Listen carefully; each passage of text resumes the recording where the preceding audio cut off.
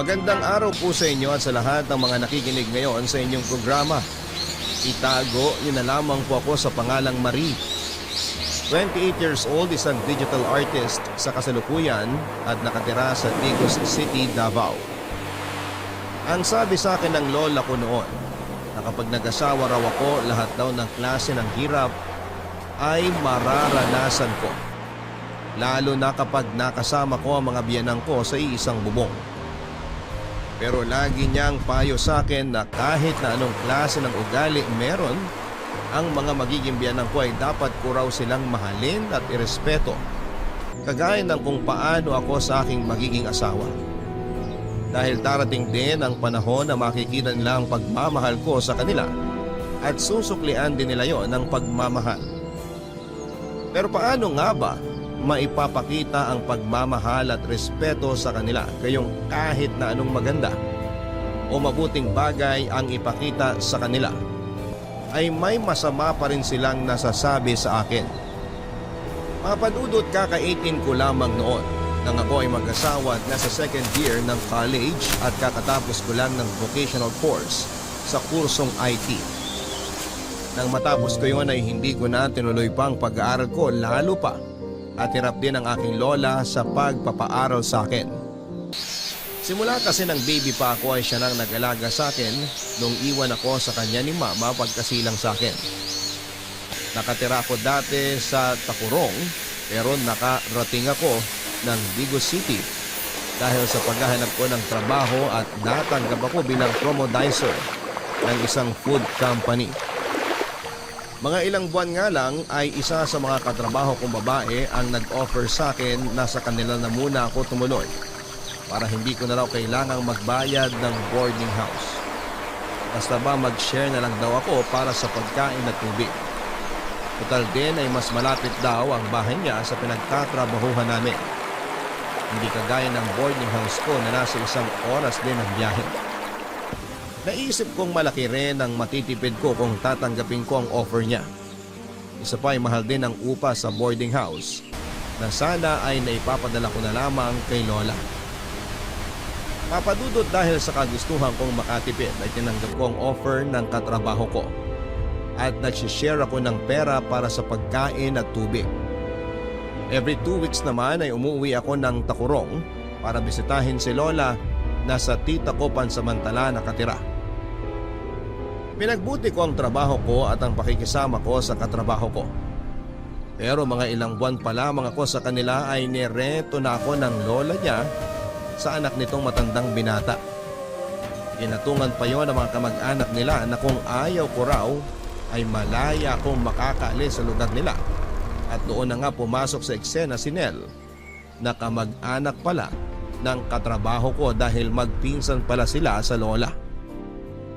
Nakilala ko siya noong isang beses ay bumili siya sa tindahan ng kanilang lola at saktong ako ay nagbabantay. Hanggang sa maya't maya, araw-araw ay doon na siya bumibili at kinakausap ako sandali. Pero nakahalata naman ang lola nila kaya naman napagalitan ako at sinabing huwag daw akong masyado makipag-usap sa ibang lalaki. Dahil masagwa raw tignan na kung tutuusin ay hindi naman ibang tao sa kanya. Ipinagsawalang bahala ko na lamang ang mga sinabi niya. Total ay naghahanap na rin naman ako ng bagong boarding house. Pero nabigla na lamang ako isang beses dahil 3:00 yon ng madaling araw nang maalimpungatan ako dahil sa mahinang katok sa aking bintana.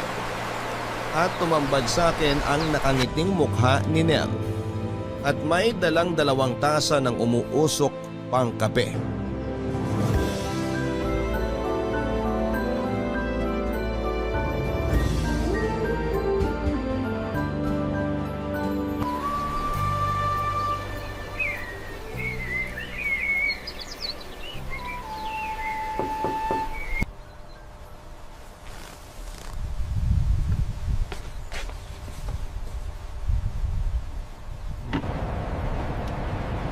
Uy, anong ginagawa mo dyan sa labas?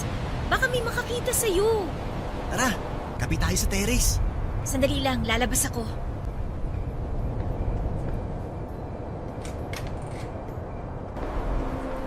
Akala ko di ka na lalabas eh. Ang aga mo naman kasing mambulabog.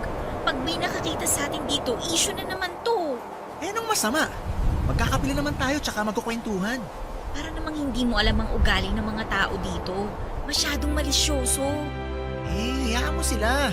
Ang importante, wala tayong ginagawang masama. Ang hirap naman kasi pag pinuntahan kita rito ng sikat na ang araw. Mas maraming matang nakatutok sa atin. Baka kasi mahuli tayo dito. Alam mo naman yung lola mo. Magbubunga nga na naman yun pag nalaman niya nag-uusap tayo dito sa labas ng ganitong oras. Ganyan talaga si Lola. Masanay ka na. Lahat na lang binibigyan niya na mali siya. Sige na, inumin mo na yung kape mo. Baka lumamig yan. Salamat pala dito ha. Gusto ka naman dito. Ayos naman. Medyo stress lang ako sa matatanda dito. Pilit nila ako nirereto sa tito mo. Eh para ko nang tatay yun eh. Lahat naman ng babae na mapadpad dito, nilareto nila sa tito ko eh. Mauubusan na yata ng babae. Eh bakit kasi wala pa siyang asawa? Pihikan yun eh. Lo, pihikan pa siya sa lagay na yun? Oo. Kala mo kagad ng lalaki. Grabe ka sa tito mo ha. Oh, bakit? Ikaw nag-umpisa eh. Pero wala akong sinabi. Ay, huwag pala tayo masyadong maingay. Baka mapagalitan tayo ng lola mo pag nahuli tayo dito. Huwag kang masyadong matakot sa kanila. Wala ka namang ginagawang masama eh. Ano ka ba? Siyempre, nakikisama ako. Kaya kailangan kong sumunod sa mga patakaran nila dito. Mahirap na baka mapatalsik pa ako dito nang wala sa oras. Eh dito pa na lang sa amin. Akong bahala sa'yo. Ngik! Ayoko nga. Lalo mas malaking issue yun, no? Dito ako nakikitira, tapos lilipat ako sa inyo. Ang pangit naman tingnan nun. Ako nga ang bahala sa kanila. Pati sa mama ko. Papaalam kita. Ayoko pa rin. Baka may masabi lang silang hindi maganda tungkol sa atin. May masasabi naman ng mga yan kahit wala kang gawin. Wala naman silang di pinagchichismisan eh. Ayun na nga ang iniiwasan ko eh. Huwag ka na kasing makulit. Sige na nga. Pero kung magbago man ang isip mo, sabihan mo lang ako. Hindi na. Iniintay ko lang naman yung sweldo ko. Uuwi na lang ako ng Takurong. Babalik na lang ako dun sa amin. Di na tayo magkikita pag umuwi ka sa inyo. Wala tayong magagawa. Babalik na lang ako sa amin kesa naman mapag-asawa ko ng tito mo. Pero pwede ka naman pumasyal sa amin kahit kailan mo gusto. Ako yung babae tapos ako yung papasyal sa bahay ng lalaki. Eh kung marunong nga lang bumiyahe mag-isa, ako mismo papasyal sa inyo eh. Yaan mo na. Basta ang gusto ko na lang mangyari, makauwi ako sa amin. Ikaw ang bahala. Pero sana lang, magbago pang isip mo.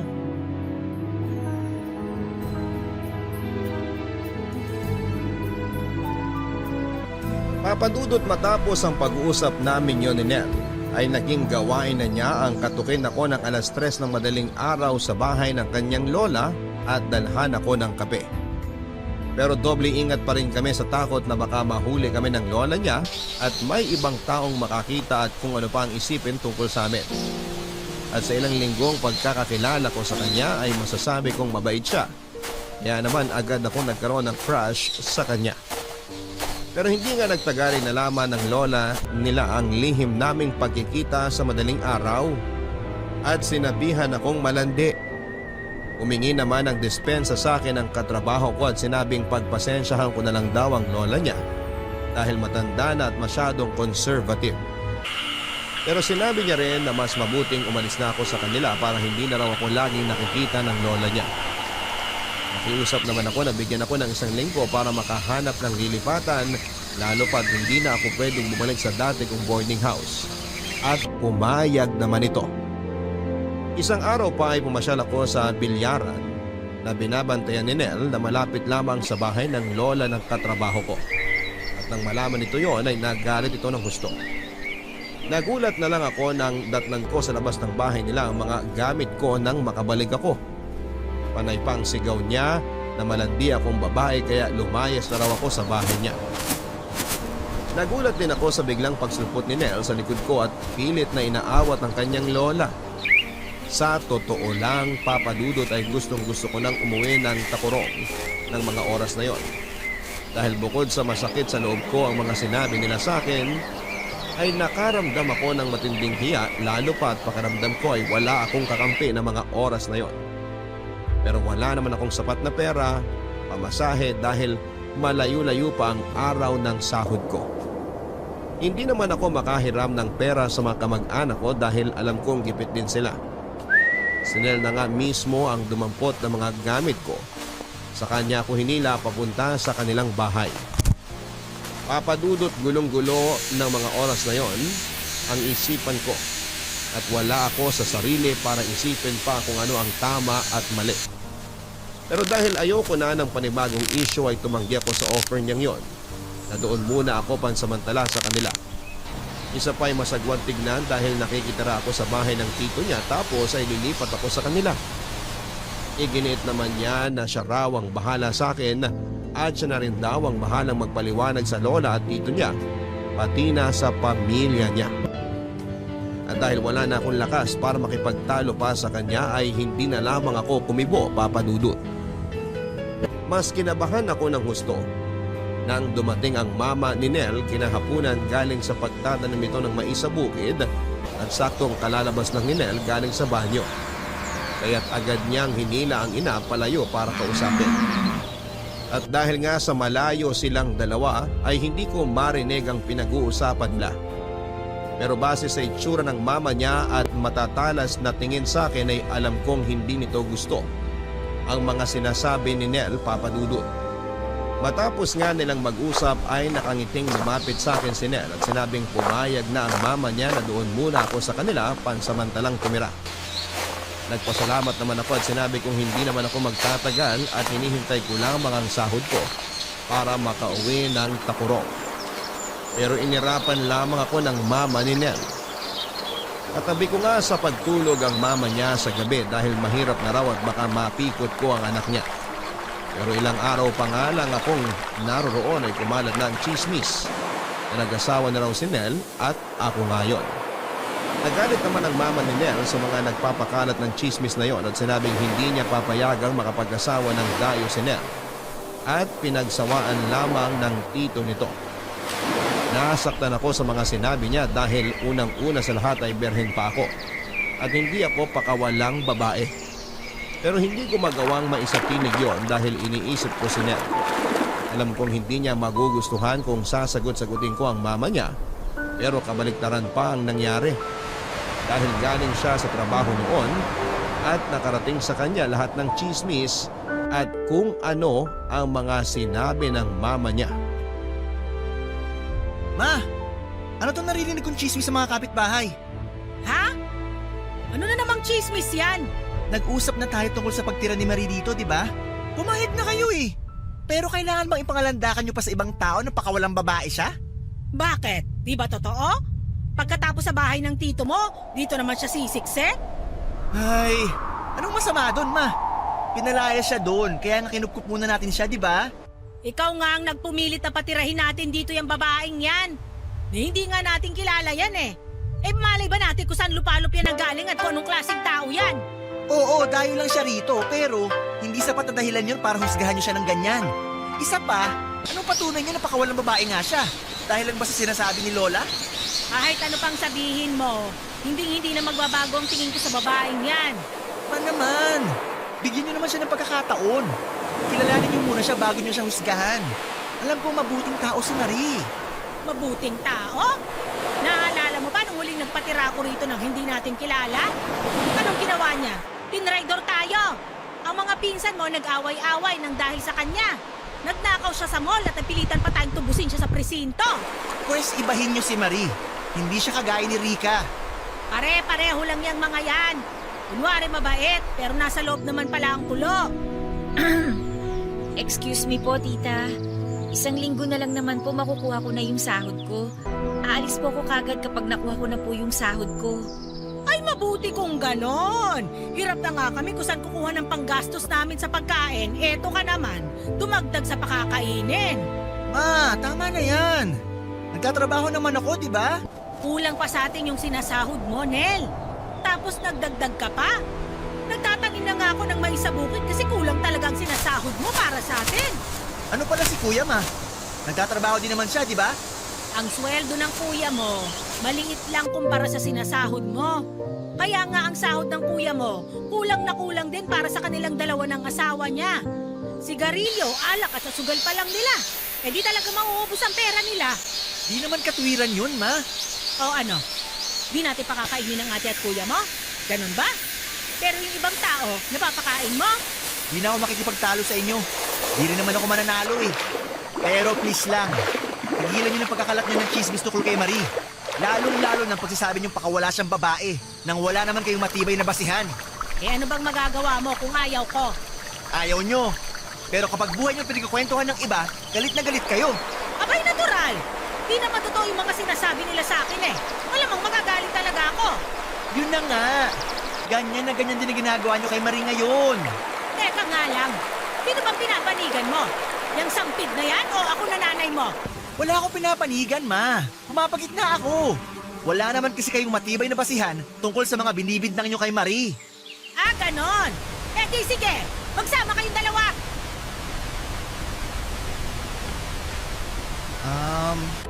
Pasensya ka na kay mama. Wala yun. Naiintindihan ko naman ang mama mo. Hindi nyo nga naman ako kilala. Dayo lang ako rito sa lugar nyo. Pero di pa rin tama na husgahan ka niya ng ganon. Hayaan mo na. Aalis na rin naman ako eh. Hindi na ako magtatagal pa dito. Pwede ka naman dito ng ilang araw pa eh. Nagtatrabaho naman ako para may maipakain ako sa'yo. Isa pa nga yan. Nahihiya na rin ako sa'yo, no? Hayaan mo, pag nakuha ko yung sahod ko, babayaran kita kahit papano para sa mga kinakain ko rito. Ano ka ba? Wag na. Para ka namang ibang tao eh. Ibang tao naman talaga ako, di ba? Di ah. Espesyal ka kaya para sa akin. Lo? May ganun? Oo, bakit? Masama ba? Wala ka namang boyfriend, di ba? Wala nga. Eh ano bang hanap mo sa isang lalaki? Responsable, mabait, madiskarte, masipag, tsaka matanda ng 3 taon sa akin. Aba, ako na yan. Pwede nga. Oo. Nasa akin na lahat ng katangian na hinahanap mo sa isang lalaki. Tapos 3 taon pantanda ako sa'yo. 18 ka, 21 naman ako. Seryoso? Oo. Pakita ko pa sa birth certificate ko eh. Sige nga, pakita mo nga sa akin. Mamaya kunin ko pag alis ni mama. Kasama sa mga papeles niya yun eh. Ay, huwag na. Baka mapagalitan ka na naman. Sus, di naman magagalit na matagal sa akin yun. Tsaka matatanggap ka rin ni mama. Kasi balak na kitang maging asawa. Ha? Asawa? Agad-agad? Eh, teka lang. Ang babata pa natin para mag-asawa ha. Tsaka hindi naman kita boyfriend. Tsaka 1 buwan pa lang tayo magkakilala, no? Marami naman pagkakataon para kilalanin mo ko eh. Ay, hindi talaga pwede. Masyado pa akong bata para mag-asawa. Hindi ko pa nga nagagawa magsaing ng hindi nasusunog eh. Marami pa akong hindi alam sa pag-aasawa. Napag-aaralan naman yan eh. Sabay tayong matututo. Ay nako, tsaka isa pa, hindi pa ako sawa sa pagkadalaga ko. Marami pa akong gustong gawin sa buhay ko. Ikaw ang bahala, di na kita pipilitin. Sa bagay, kailangan ko rin magpursige pa sa trabaho bago ko mag-asawa. O, di ba? At saka sabi ng lola ko, hindi raw biro ang pag-aasawa. Maraming dapat paghandaan at pag-isipan.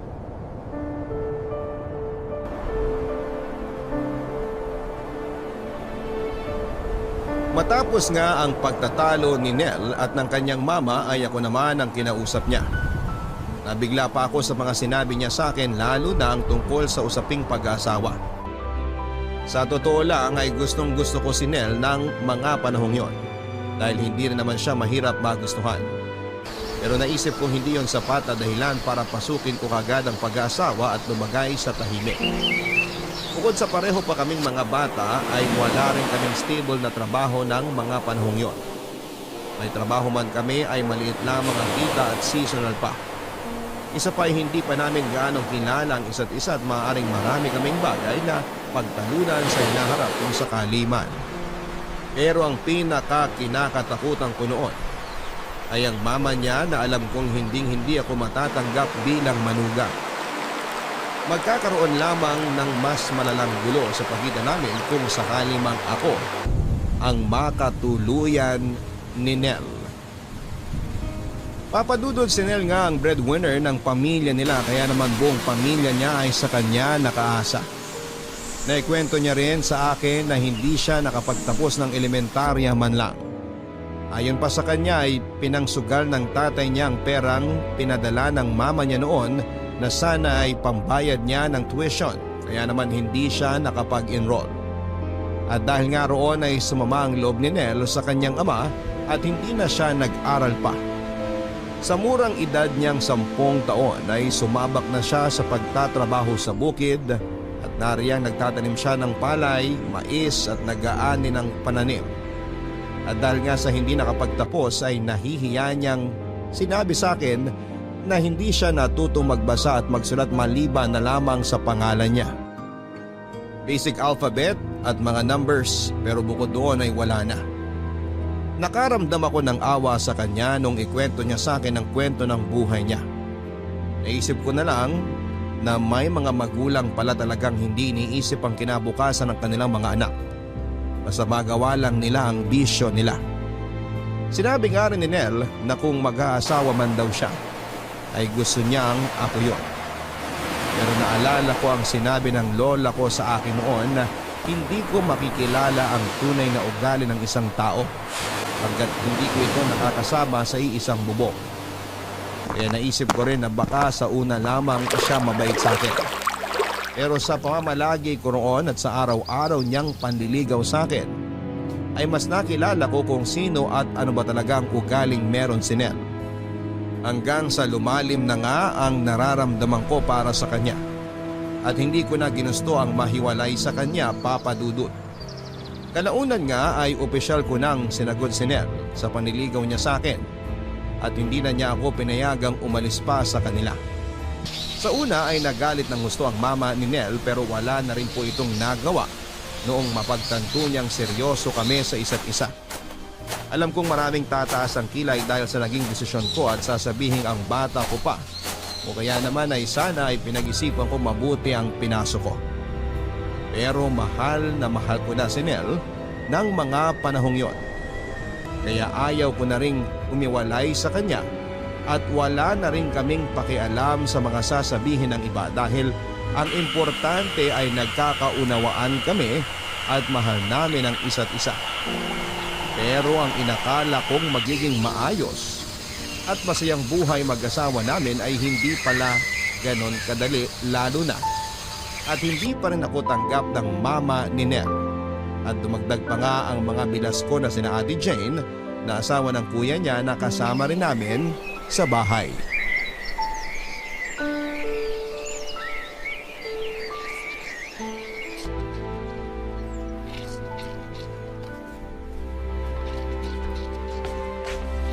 Oy Marie, matagal pa ba yan? Wala pa ako sa kalahati eh. Kanina ka pang madaling araw dyan, alas 8 na, hindi ka pa rin tapos? Marami kasi to, te. Wala pa akong gamit na washing machine. Medyo mahapdi na nga yung mga kamay ko eh. Nagreklamo ka? Ay, hindi naman. Nagpapaliwanag lang naman ako, ate. Mabuti ng malinaw. Tandaan mo pinasok mo yan, kaya panindigan mo. Alam ko naman yun. Kaya nga maluwag sa loob kong ginagawa to kasi nakikisama ako. Buti alam mo.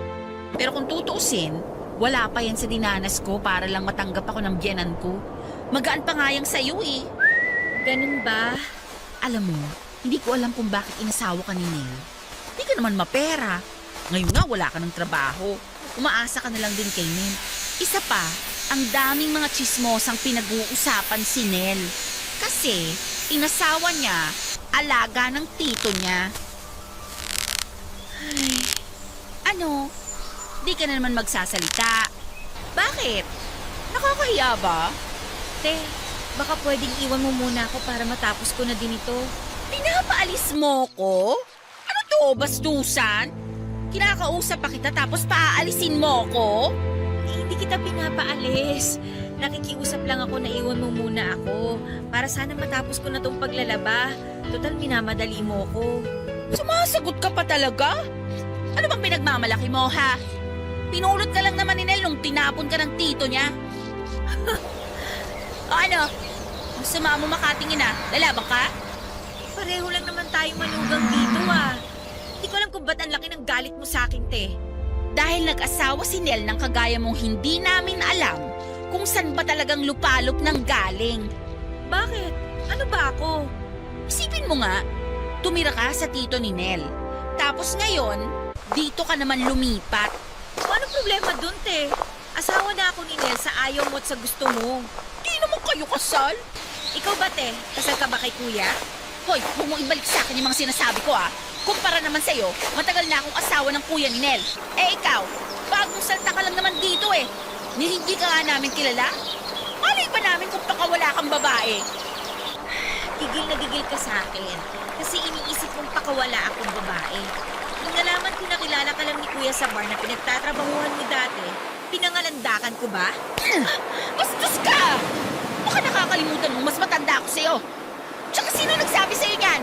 Akala mo ba kaming dalawa lang din nilang pinagchichismisan ng mga tao dito? Pati kayong dalawa ni Kuya. Oh, talaga? Hoy, ano ba yan? Nasa labas ako, rinig na rinig ko kayong dalawa. Ang sabi ko, silipin mo lang si Marie. Di ko sinabing makipagbangayan ka rito. Ito kasing si Marie, minamaliit ako. Kasi nakilala lang naman daw ako ni Oliver sa bar. Tumigil na kayong dalawa, ha? Pareho lang naman kayong pakawala. Ay, nako. Puro na lang pakawala ang nagiging manugang ko. Wala man lang matino. Ikaw naman, Marie. Dali-dalian mo riyan at naghihintay yung mga hugasin mo. Baka gusto mong paliparin ko na naman sa labas yung mga plato na yon. Tatapusin ko na po kagad to. Mainam. At ikaw, Jane, iwan mo na si Marie dito. Wala ka rin namang matutulong dyan. O kaya naman, ikaw na lang maghugas ng plato. Naman, trabaho na ni Marie yun eh. O, edi iwanan mo na siya dito. Tumalis ka na. Hindi ka na, bago pa ako mabuisit sa'yo. Hoy, Marie! May araw ka rin sa aking babae ka!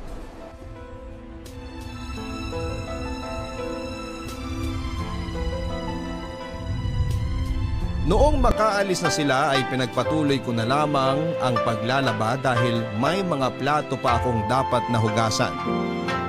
Iyak na lamang ako dahil hindi ko matanggap ang mga panlalait nila sa akin. Sa totoo lang ay walang problema sa akin kahit tambakan nila ako ng sangkaterbang trabaho sa bahay. Pero ang hindi ko matanggap ay nakakarinig pa ako ng pangahamak ng pagkatao ko mula sa kanila.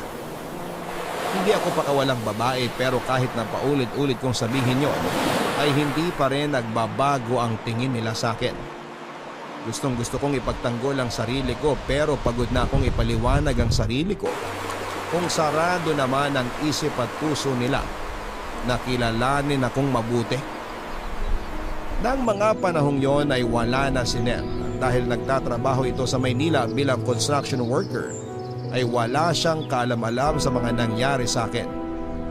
Hindi ko na lamang ikinuwento sa kanya kapag tumatawag siya sa akin dahil ayoko na rin na mag-worry siya at lagi ko na lamang sinasabi na ayos lamang ako. Papadudot halos 6 na buwan ay sa akin lahat ng gawaing bahay. Ako ang naglalaba ng damit naming lahat at dahil 5 kami ay talaga namang natatampakan ako ng labahin sa isang linggo. Kaya naman kada 2 araw ay naglalaba na ako. Wala rin kaming gripo noon kaya sa poso ako nag-iigib ng tubig. Halos magkanda-kuba-kuba ako sa pag-iigib dahil ang tatay ni Nel at ang kuya niya ay hindi ko rin naman mapakiusapan na mag-igib dahil nahihiya ako.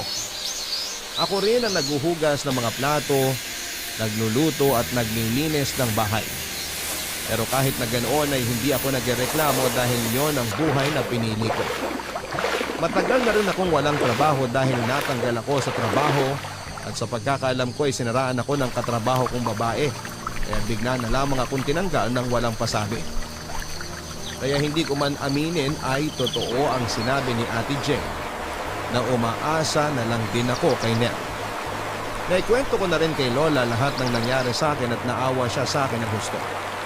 Pero dahil nga sa nag-asawa na ako ay hindi natuwa si Lola at naintindihan ko naman na masama ang loob niya sa akin dahil masyado pang maaga para mag-asawa ako.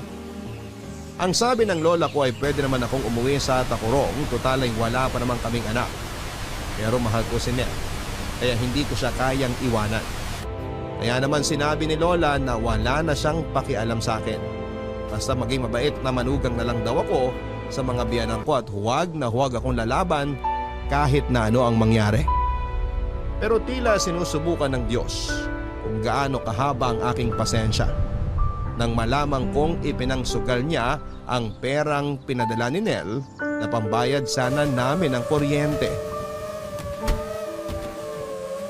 Ma, Oh, bakit? ano po to? Ba't may disconnection notice tayo sa kuryente? Oh, anong gagawin ko dyan sa papel na yan? Disconnection notice to, Ma. Mapuputulan tayo ng kuryente. Ha? Patingin nga. Ay, ba't ganon? Akala ko sa susunod na linggo pa sila mamumutol ng kuryente. Ba't napaaga? Hindi po yun ang punto ko. Ba't may disconnection notice tayo? Ba't tayo mapuputulan ng kuryente? Ma, binibigay namin sa inyo ni Nel yung pambayad sa kuryente, di ba? Tapos may nagsabi pa sa akin na ang lakas nyo raw tumaya sa sugal. Anong gusto mong palabasin? Na inuubos ko sa sugal at ginagastos ko sa walang kakwenta-kwentang bagay ang pera ng anak ko? Ganon ba?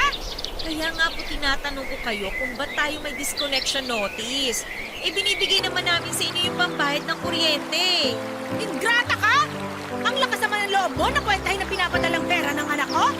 O sige, hinastos ko yung pera. Magsusugal ako pero maliit lang ang taya ko at pinambibili ko ng pagkain natin yung sobra. Binibigay niyo lang naman sa akin saktong pambayad ng kuryente ah. Ano, hindi tayo kakain? Anong pagkain po? Ako yung bumibili ng pagkain natin, Ma.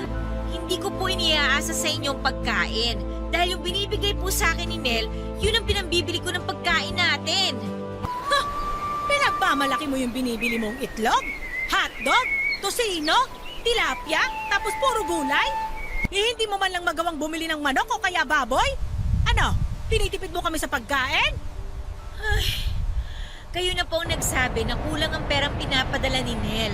Kaya wala po akong choice kundi pagkasyahin yung perang hawak ko para lang po kumpleto tayo makakain sa isang araw.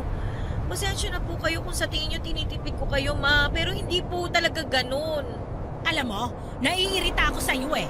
Kung makaasta ka, akala mo ikaw ang gumagastos. Eh pera naman ang anak ko yan ha. Sa'yo lang pinapadala. Pero ano, tinitipid mo kami. Tinitipid mo kaming pamilya niya. Hindi ko po kayo tinitipid, Ma. Kailangan ko lang po talaga na pagkasyahin yung perang pinapadala niya. Pagkasyahin? O pumupuslit ka na may tatabing pera? Ma, wala po kong tinatabing pera. Lahat po ng padala ni Nel sa mga gastusin dito sa bahay na pupunta. Sinungaling! Alam na alam ko yung mga ganyang tipo mo. Eh ano ngayon kung ginastos ko yung pera? May magagawa ka ba? Baka nakakalimutan mo, nanay ako ni Nel. Kaya kung ako sa'yo, ayusin mo yung pagsagot-sagot mo sa akin, ha? Baka di kita matansya. Wala kang utang na loob. Pagkatapos kitang tanggapin sa pamamahay ko, ganito'y gaganti mo sa akin? Sorry po, Ma. Iniisip ko lang naman po yung sasabihin ni Nel kapag nalaman niyang naputulan tayo ng kuryente. Eh di sabihin mo, nagastos ko. Dami mong sinasabi. Masyado kang makwenta. Ay, Alam mo, simula nang mapangasawa ka ng anak ko, di na ako nakakahawak ng pera. Samantalang dati-rate kapag sahod niya, sa akin lahat ang bagsak. Hihingi lang siya sa akin pag may bibilin siya. Pero ngayon, sa'yo lahat napupunta. di ba binibigyan naman po kayo ng 500 ni Nel kada Sabado? 500? Pinagmamalaki mo na yung 500? Anong gagawin ko sa 500? Sige nga, mababayaran ba ng 500 yung mga utang ko? Eh bakit po ba kasi kailangan yung pang mangutang? Ano bang pakialam mo? Itong tatandaan mo, ha? Alamin mo kung saan ka lulugar. Yung pakalat-kalat ka. At isaksak mo sa kokote mo na hindi ka legal na asawa ni Nel. Kasal lang kayo sa banig! Ha! Ibo ko ba sa batang yon? Gaasawa na lang di pa pumili ng mag-aangat sa amin sa hirap. Bakit ba kasi ikaw pa napangasawa niya? Walang kwenta!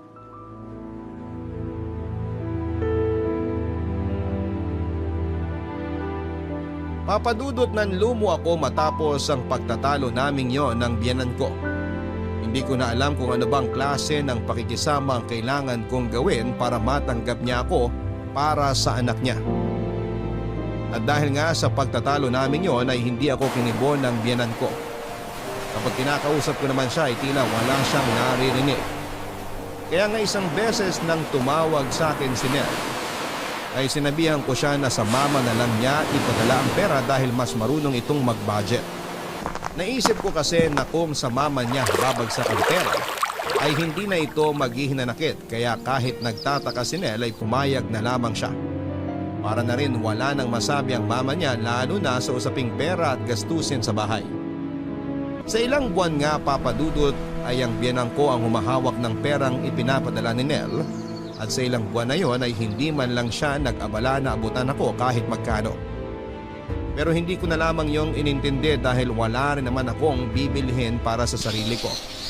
Isa pa ay hindi ako mahilig gumastos dahil alam ko ang halaga ng bawat piso at ultimo sentimo, lalo pa at napakahirap kumita ng pera. Sa ilang buwan nga na yon ay nagtiis kami ng walang kuryente.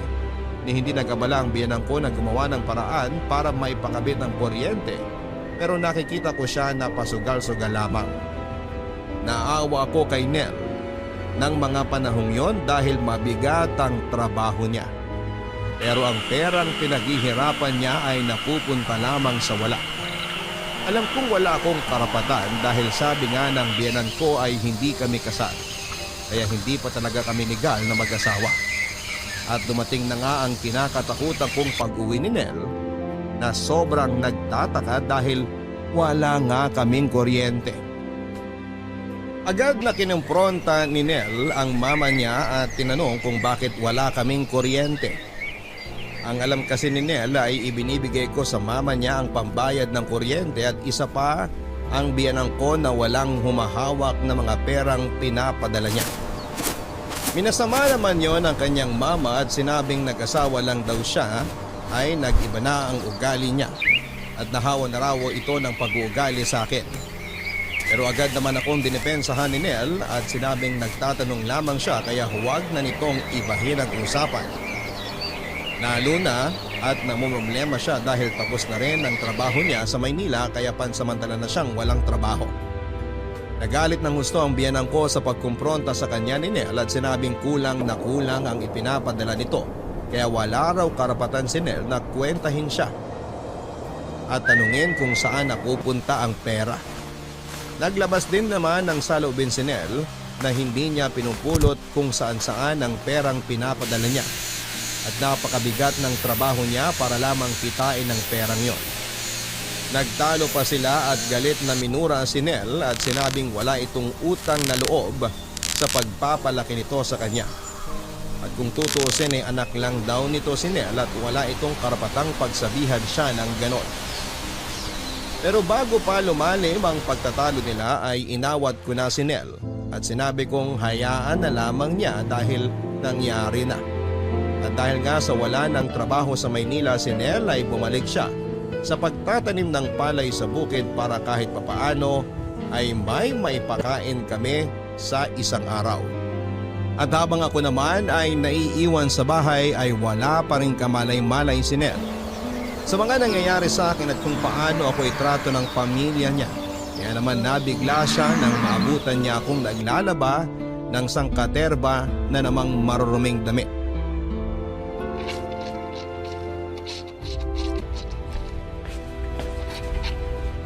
Mahal! Ay, kabayong malandi! Ano ba naman? Nagulat ako sa'yo. Mahal, hindi kita napansin. Ba't ang aga mo? Nahihilo ko kaya umuwi muna ako. Pero ba't ikaw naglalaban ng mga damit na yan? Hayaan mo na. Trabaho ko naman to eh. Anong trabaho? Mahal, obligasyon mo na maglaban ng damit. Pero hindi nilang lahat. Ang dapat nilalaban mo lang yung mga damit natin. Ang dami niyan, tapos kukusutin mo lahat yan? Hindi naman yata tama yan. Hoy! Nel, narinig ko yung sinabi mo, ha? Eh ano ngayon kung nilalaban niya yung mga damit namin?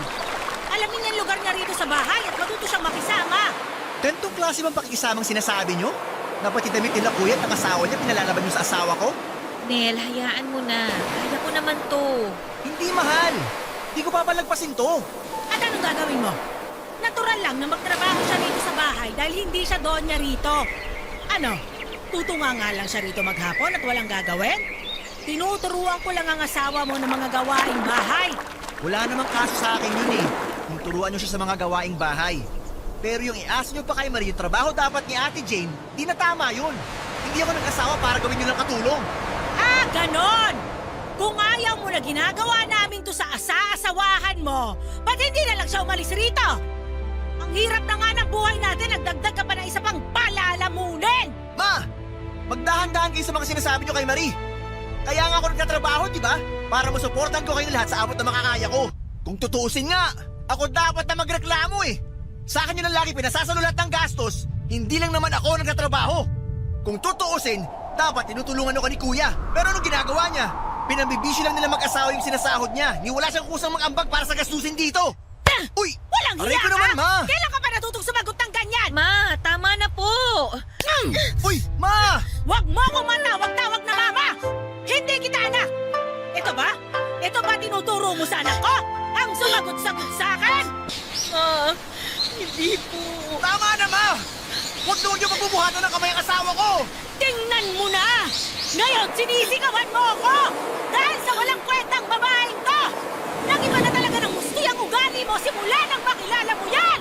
Hindi, Ma! Ang dami na nagsusubong sa akin tungkol sa mga ganap dito sa bahay. Pati itong mga ginagawa niyo kay Marie. Pero di ako naniniwala kasi ang alam ko, tanggap niyo na siya. Isa pa, di ko naman nakikita kasi ang bait-bait niyo sa kanya kapag kaharap ako. Pero totoo pala yung mga subong sa akin ng mga kapitbahay. Isa pa yung si Ate Jane. Subukan niyo ulit saktan si Marie. Pasensyahan tayo, Ma. May kilalang yun siya sa akin. Pati si Kuya. Punong-puno na ako eh. Pero dahil pamilya ko kayo, lagi ko kayong iniintindi. Eh ako ba naisip niyo kung di ba ako nahihirapan? Naisip niyo ba kung kailangan ko ng tulong? Wala ka na talagang respeto! Pati ang kuya at ate mo, dinamay mo pa! Dahil lang sa babaeng to! Kasalman kami o hindi, asawa ko na si Marie. Kaya sana irespeto niyo rin siya bilang parte na ng pamilya natin. Ngayon, kung di niyo talaga siya matanggap, gagawa ko ng paraan para makasal kami kahit suwes lang. Hindi! Di mo pakakasalan tong babaeng nakawala na to! Di pa kawalang babae si Marie! At alam ko yun! Kaya kung pwede, tumigil na kayo! Tigilan niyo na si Marie! Kung ayaw niyo naman, mabuti pa sigurong bumukod na lang kami.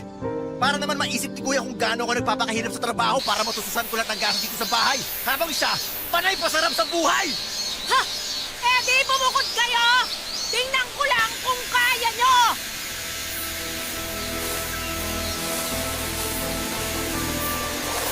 Papadudot noong ko lamang nakitang magalit si Nel dahil kilala ko siyang mabait at mahaba ang pasensya. At doon ko nga napatunayan na ang mababait ay nakakatakot magalit.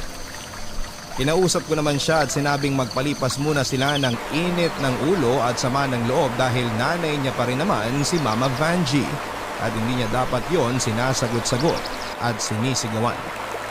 Ang sagot lang niya sa akin ay pasensya dahil napuno lang daw talaga siya at sumabog na lahat ng inipon niyang sama ng loob. Pero magsosorry naman daw siya sa kanyang mama kapag humupa na ang tensyon. Halos 2 linggo rin na hindi sila nagkibuan pero nag-aabot si Nel ng pera sa mama niya. 1 linggo na rin kasi mula nang makapagtrabaho ulit siya sa construction site. Malapit lang sa amin at sinabi pa niyang may ibinibigay na maliit na lupa sa kanya yung architect nila dahil natuwa raw sa kasipagan niya. Sa kanaikwentong araw niya rito, napasan niya lahat ng gastos at iba ang turing sa akin. Malit lang daw yung lupa, sabi ng architect, pero pwede raw para makapagpatayo sila ng malit na bahay para makapagsimula. Natuwa man ako sa balita niya ay naisip ko pa rin ang mama niya dahil tiyak na hindi yun matutuwa. Ilang linggo pa nga ay unti-unti nang hinahanda ni Nel ang mga kailangan namin sa pagpapatayo ng bahay. Bumili na siya ng mga semento at buhangin para masimula na raw niyang itayo ang bahay namin. Pero kung kailan nga handang-handa na kami ay saka siya kinausap ng mama niya na huwag nang umalis at doon na lamang kami. Sinabi pa nitong hindi na ako ituturing na iba at tatanggapin nila ako basta huwag lang daw kami umalis. Kalaunan nga ay napapayag din si Nel na huwag kaming umalis dahil naaawa rin siya sa biyenan ko. Pero unti-unti ay tinayuan niya pa rin ang bahay ang lupa na ibinigay sa kanya. Para raw sa oras na kaya na namin at ready na talaga kaming magbukod, ay may malilipatan kami kaagad. At lumipas nga ang 2 taon papadudot ay nagbunga ang hirap at mga sakripisyo ko dahil kalaunan ay natanggap na rin ako ng pamilya ni Nel. Lalo na noong isilang ko ang panganay naming anak na lalaki. Tuwang-tuwa sila noon dahil sa wakas raw ay nagkaroon na ng baby sa bahay. Ang kuya kasi ni Nel at ang asawa nitong si Ate Jane ay hindi pa rin binibiyayaan ng anak. Kahit na sobrang tagal nilang nagsasama. 6 na buwan nga lang ay agad ding nasundan ang panganay namin. Pero sa awa ng Diyos ay nakaraos naman kami. Naging maayos naman ang takbo ng buhay namin lalo na noong ma-promote bilang mason si Nel. Kaya naman mas malaki na ang sahod niya. Pero kulang pa rin dahil buong pamilya pa rin niya ang nakaasa sa kanya. Dumadaing na rin si Nel dahil sobra-sobrang kayod na ang ginagawa niya pero nagkukulang pa rin at ang magaling niyang kuya ay hindi man lang siya matulungan sa mga gastusin. Umala pa nga yun noong halos mabaon sa kabi-kabilang utang ang mama ni Nel at nagagastos nito ang mga pera na nasisingil nito sa abuloy para sa patay.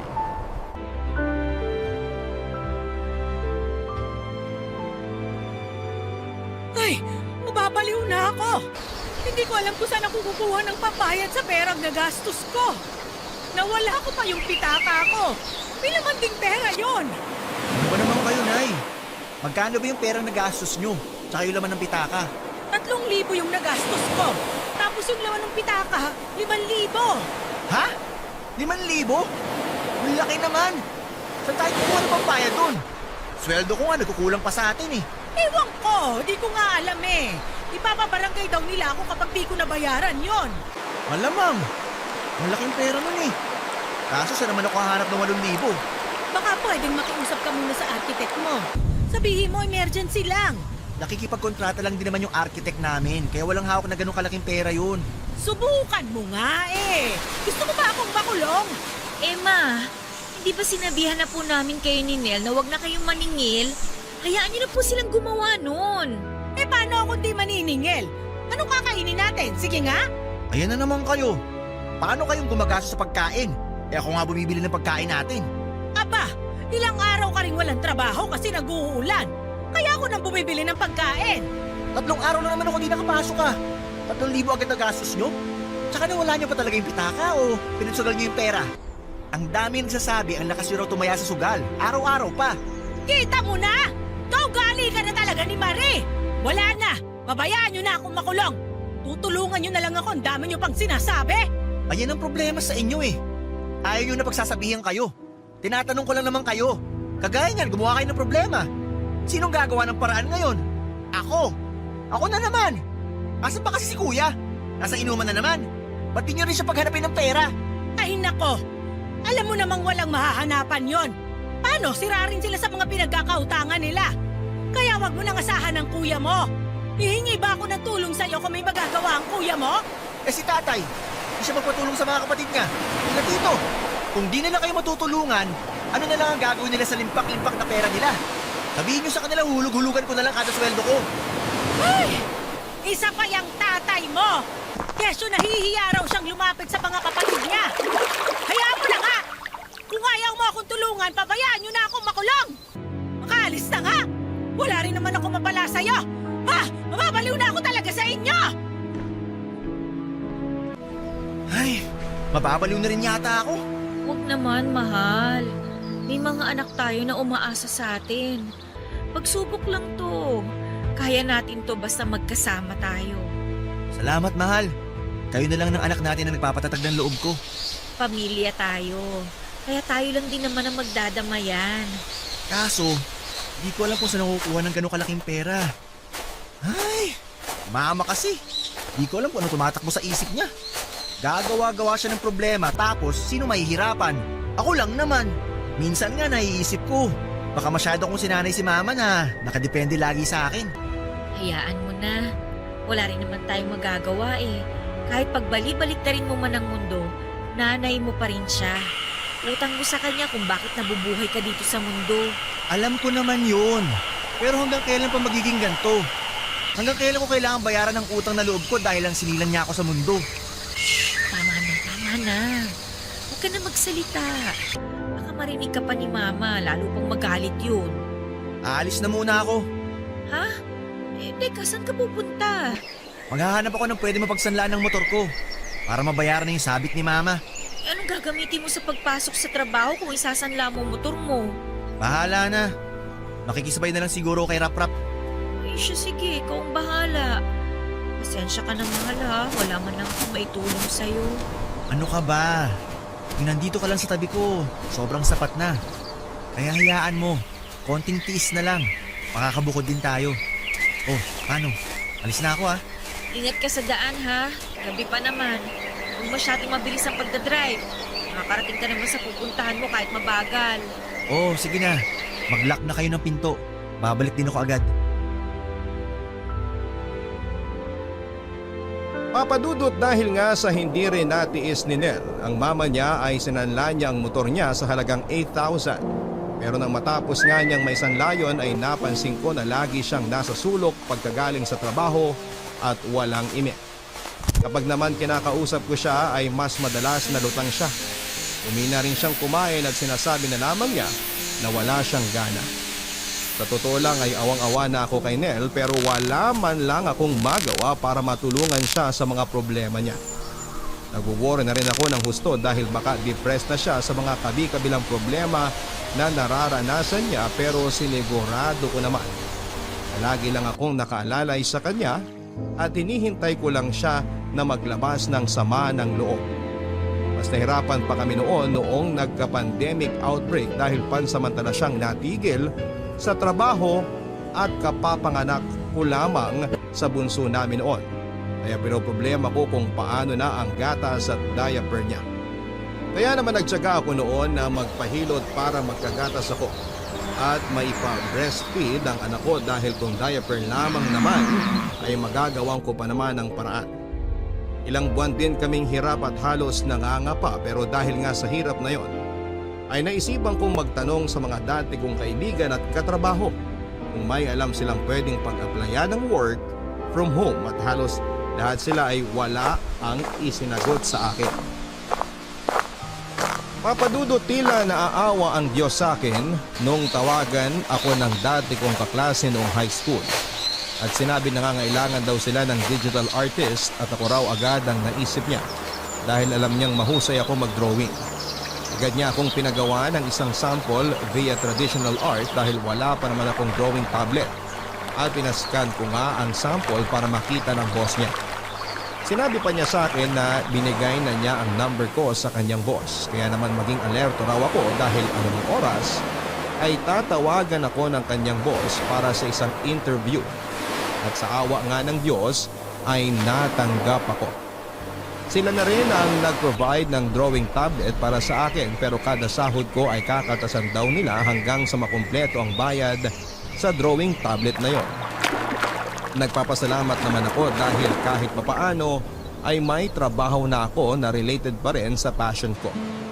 Nang malaman ko nga na malaki pala ang sahod ay mas lalo pa akong natuwa kaya naman masaya kong binalita kay Nel ang magandang balita.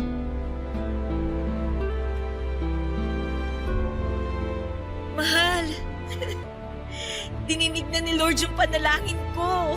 Naalin? Na makahanap ako ng trabaho. Wow! Congrats, mahal! Pero huwag ka maingay ha. Atin-atin muna to. Gusto ko kasing may maipon muna ako para matapos na yung bahay na pinapagawa natin. Sige, wala namang problema. Tahimik lang ako. Pero, congrats ulit, mahal. Thank you, mahal ha. Ano bang trabaho yan? Digital artist, mahal. Digital artist? Ano yun? Parang mga traditional artist lang. Yung mga nagdo-drawing. Pero ang kaibahan nito, may gamit kaming tablet. Mamaya papakita ko sa'yo. Nakatago lang yung tablet kasi hindi pa naman ako nagsisimula. Doon ka magdodrawing? Paano yun? Basta pag nag-start ako, papakita ko sa'yo. Huwag ka lang maingay ha. O pa naman may kamadaldal ka. Hindi ah. Sige, pangako, wala akong pagsasabihan. Sa atin lang to. Thank you, mahal ha. Hirap na kasi pag nalaman nilang may trabaho na ako, mas lalo lang sila maasa sa atin. Pero hindi ako nagdadamot ha. Gusto ko lang na matuto silang magpursige. Ikaw pa nga lang ang nagtatrabaho pero halos sa'yo na nila iniasa lahat. Paano na kaya kapag nalaman nila may trabaho na rin ako? Baka nga hindi na magtrabaho si kuya eh. Naintindihan naman kita, mahal. Kaya huwag ka mag-alala. Basta sikapin natin na makompleto na yung mga kailangan para matapos yung bahay natin. Kailan ka ba magsisimula? Next week daw kasi magmi-meeting pa raw sila kung anong concept ang kailangan. Di ko alam yung concept, mahal. Alam mo namang mababa lang pinag-aralan ko, di ba? Hayaan mo na nga. Ipapakita ko na lang sa'yo kapag magdo-drawing na ako. At least yung trabaho mo matagal mo lang hilig. Hindi ka na mahihirapan. Hindi naman madaling mag-drawing, mahal. Bukod sa gumagana yung utak ko para paganahin yung imagination ko, gumagana rin yung kamay ko. Sabagay. Pero good luck sa'yo. Alam kong kayang-kaya mo yan. Salamat, mahal ha. Ngayon matutulungan na kita. Ang tagal ko rin nagpabigat sa'yo. Ano ka ba? Di ka pabigat sa akin. Kayo na mga anak natin. Kahit kailan, di ko iisiping pabigat kayo. Kasi kayo yung pamilyang binuo ko at mahal na mahal ko kayo. Mahal na mahal ka rin namin. Napakaswerte ko na ikaw ang naging asawa ko. Mas maswerte ako kasi nagkaroon ako ng asawang matalino, mapagmahal, responsable. Bonus na lang na maganda at sexy ka. Bolero. Sa burutan kita dyan eh. Malamang maganda at sexy ako sa paningin mo. Love is blind nga, di ba? Di di naman ako bulag at lalong hindi malabo ang mata ko. Basta para sa akin, ikaw ang nag-iisang babae sa buhay ko. Bukod kay mama, syempre. Oo na. Bala ko nga pala sa unang sahod ko, makapag-grocery tayo ng mga pagkain. Pati yung pagkain ng mga bata. Para may makain sila kapag nagutom sila anytime. Oo nga. Maigi yan para di rin tayo masyado nangungutang sa tindahan ng pagkain natin. Mag-stock na rin ako ng diaper tsaka gatas ni Bunso. Para kung emergency at wala pa tayong mga sahod, di hindi siya mauubusan ng gatas at diaper. Mabuti pa nga. Naiiyak ako pag nauubusan siya ng gatas at diaper eh. Tapos wala akong pera na mahugot pambili. Hayaan mo, unti-unti maibibigay natin lahat ng pangangailangan nila. Makakaraos din tayo sa lahat ng ito, mahal. Basta lagi lang tayong magkasamang buong pamilya. Oo naman. Basta magsikap lang tayo sa mga trabaho natin para mabigyan natin ng maayos na buhay ang mga anak natin. Ayoko maranasan nilang hirap na pinagdaanan natin. Gusto ko makatapos sila ng pag-aaral. Di katulad ko. Mangyayari lahat ng mga hangad nating mabuti para sa mga anak natin, mahal. At huwag mong minamalit ang sarili mo ha, dahil lang sa hindi ka nakatapos ng pag-aaral. Ang isipin mo, may marangal kang trabaho. Mahal mo ang pamilya mo, kaya nagsisikap ka para sa amin. Salamat, mahal. Salamat kasi di mo ko sinukuan sa kabila ng mga pinagdaanan mong hirap sa pamilya ko. Lalo na kay mama at kay ate Jane. Wala yun. Tiniis ko lahat yun dahil sa pagmamahal ko sa'yo. Mahal na mahal kita at hindi ganun kababaw ang pagmamahal ko sa'yo para subuan kita basta-basta na lang. Kung magsalita ka talaga, parang ikaw mas matanda sa ating dalawa. Ayaw mo nun? Nag-mature na lang naman ako dahil sa mga pinagdaanan ko. Basta, kahit na anong mangyari, anumang problema, lulutasin natin na magkasama. Oo naman. Papadudot ilang buwan na rin ako sa trabaho ko at masasabi kong gumaan kahit papaano ang buhay naming magpapamilya. Lalo pa't nabibili ko na ang mga kailangan ng mga anak ko at mga bagay na gusto ko namang bilhin para naman sa aming mag-asawa. Nakapagpakabit na rin ako ng tubig para hindi na namin kailangang mag-igib ng tubig sa poso. Nakapagpapadala na rin ako ng pera kay Lola. Kada sweldo ko naman ay nagtatabi ako ng pera para sa plano naming pagsasarili. Pero wala ngang lihim na hindi mabubunyag dahil hindi rin nagtagal ay nalaman na rin ang buong pamilya ni Nel na may trabaho na ako. Nakahalata raw kasi sila dahil halos lagi na lang daw akong may binibili para sa mga bata. Pero dahil nga nalaman nilang may trabaho na ako ay mas lalong umasa mga ito sa amin ni Nel na halos lahat na yata ng problema sa amin ay dinadaing nila. Pagkain, tubig, kuryente at panghulog sa mga lending na pinagkakautangan ng biyanan ko. Madalas pa nga ay nagpaparinig sa akin si Kuya at si Ate Jane na ilibre ko raw sila kahit 2 kahang sigarilyo lamang. Pero isa ang binili ko dahil ang mahal pala ng isang kahang sigarilyo. Tapos 1 oras lang nilang uubusin. Samantalang ang biyanan ko namang lalaki ay nanghihiram sa akin ng 500 na alam kong hindi na naman mababayaran. Kaya binigyan ko na lamang siya ng 300. Papadudod na ako na nga ako kaya hindi na ako basta-basta naglalabas ng pera. At lalong hindi na rin ako nagpapautang pa. Masasabi kong ang pamilya ni Nel yung tipo ng mga tao na hindi mapakali at hindi titigil hanggat meron silang nakikitang pera. Kaya nga kahit na meron akong pera ay hindi ko sinasabi yon. Naisip ko kasing kapag ako ang nangangailangan ay wala namang tutulong sa akin. Hindi naman ako santa na hindi nagagalit o naiinis.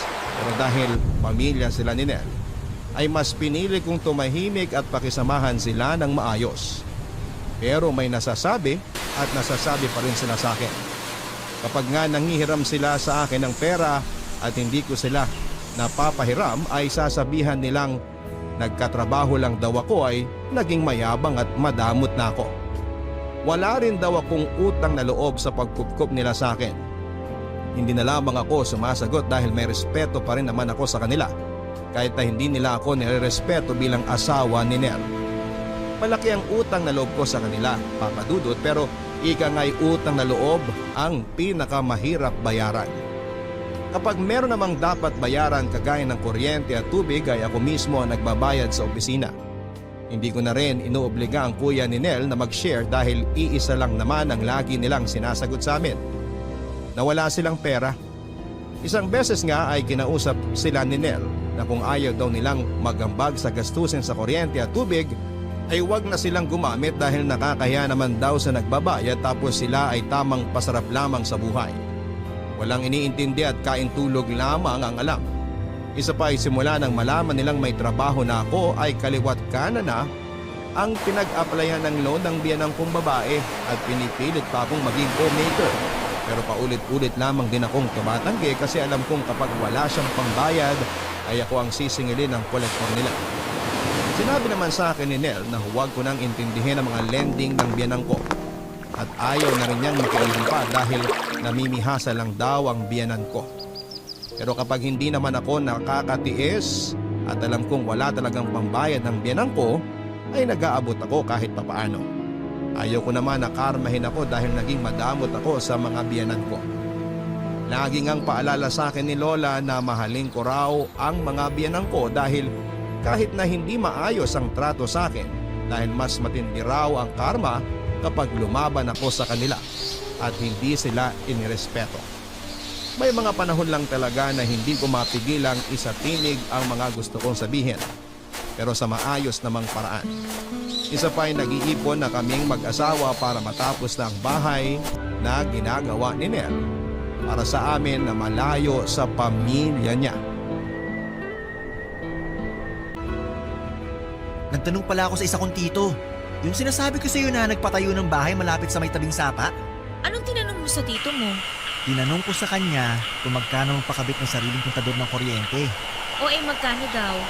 2.5 daw yun. Lahat-lahat na yon? O may iba pang babayaran? Lahat-lahat na raw yun eh. Ano-ano naman daw yung mga kailangan? Ang sabi ni tito, isang valid ID lang tapos barangay clearance.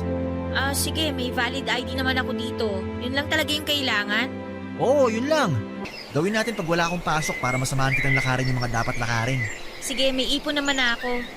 Pero tapusin muna natin yung mga kulang sa bahay Ano pa ba yung mga kulang doon? Nakatayo na yung bahay, wala lang bubong. Bibili pa tayo ng pinto, bintana. Kailangan ko pang palitadahan yun para kuminis. Wala na rin akong semento. Mga 4 na sako pa kailangan ko. Sandali, lista ko lang. Pinto, bintana, semento, tapos 4 na sako. Ay, ano palang klaseng bintana yung bibili natin? Ikaw, ano bang gusto mo? Alin ba yung maganda? Sliding, yung tinted. O di yun na lang, sige yun na lang. Ilan ba nun? Bale, 2. Isa sa harap, isa sa gilid. O sige. Ano pang mga kailangan? Para at least naman alam natin kung magkano yung aabutin ng mga kulang na materyales. Tiles, para sa sahig. Ay, oo nga pala. Gusto ko yung marble black. Lista mo dyan. Tiles, 60 by 60. 100 pieces. Sige. Teka, parang ang dami. 6 by 6 meters yung bahay natin eh. Maliit pa nga yun pero pwede na sa atin. Oo nga. Ang importante lang naman makabukod na tayo. Bibili pa nga pala tayo ng tangke ng gas, kalan, tsaka iba pang mga kasangkapan. Ilista mo na rin dyan. Oh, ba't parang hindi ka naman masaya na bubukod na tayo? Di naman sa ganon. Naisip ko lang kasi sila mama. Ako lang inaasahan niya tapos lalayo pa ako sa kanya. Paano na sila? Mahal, bubukod lang naman tayo. Pero hindi ibig sabihin nun, tatalikuran mo ng pamilya mo. Okay lang naman na tumulong-tulong tayo sa kanila. Pamilya mo yun eh. Pero gusto ko na kasi ng tahimik na buhay. Pero mangyayari lang yun kapag nagsarili na tayo. Kasi sa totoo lang, ang hirap eh. Ang hirap kasama tayong lahat sa isang bubong. Laging may kwentang mangyayari. Pakiramdaman lagi sa pagbabayad ng bills. Ilang taon na ako nagtitiis at pilit na iniintindi sila. Lalo na yung kuya mo na walang ginawa kundi magpabigat sa atin. May trabaho nga siya pero yung sweldo niya, inuubos niya sa alak at sigarilyo. Yung asawa naman niya, ang lakas ding manigarilyo. Sugarol pa. Tapos pag hiningian natin sila ng share sa gastusin, Sasabihin sa atin wala silang pera. Ano yun? Habang buhay tayo ganito, Nel? Saan atin sila aasa? Hindi tayo aasenso sa buhay natin kung hindi tayo aalis dito. Kasi yung pamilya mo, imbis na itulak ka nila paangat, mas hinihila ka nila pababa.